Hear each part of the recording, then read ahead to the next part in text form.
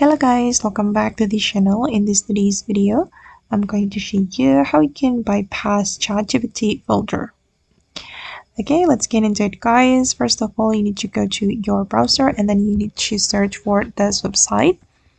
Okay, visit this website to bypass the ChatGPT filter. And I'm going to go back to my ChatGPT. And as you can see guys, I have just created an article with ChatGPT. And I'm going to copy the article and I'm going to go back to this website and I'm going to paste it right here. Okay, and then we can click on Humanize, but here guys the words is limited.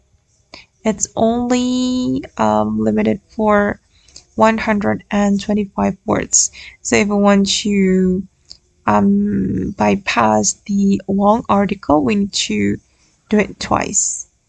And here I'm just going to delete the text like this. Okay, and you need to click on Humanize. And just hold on guys, it's still processing. Alright, and this is the result.